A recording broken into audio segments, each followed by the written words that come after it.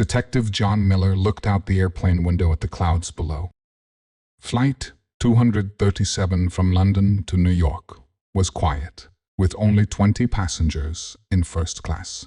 He was going home after solving a case in England. A loud scream broke the silence. 3 rows ahead, a flight attendant stood frozen, pointing at seat 4A. Mr. James Parker, a wealthy businessman, sat motionless with his eyes closed. "Is there a doctor here?" The flight attendant called out. Dr. Sarah Chen rushed forward from the back of first class. After checking Parker, she looked up with a serious face. "He's dead." Miller stood up. "Everyone stay in their seats." "I'm Detective Miller." He examined Parker's body. There was a small red mark on his neck, like a needle point. On the floor, near his feet, was a crumpled paper napkin. The detective questioned each passenger. Mrs. Parker, the dead man's wife, sat in 4B, but was sleeping when it happened. Behind them was Alice White, Parker's young secretary. In the row across was Robert Turner, Parker's business partner. Miller noticed something strange. The air conditioning vent above Parker's seat was open wider than others.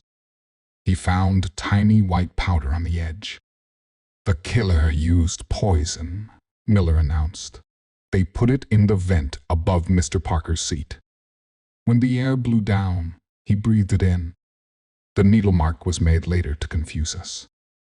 He picked up the napkin from the floor and smelled it. "This napkin has traces of the same powder.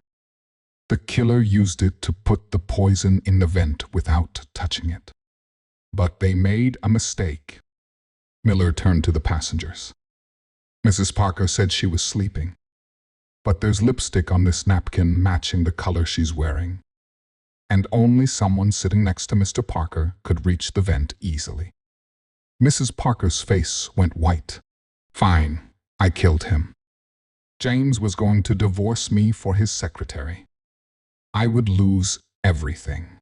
I couldn't let that happen."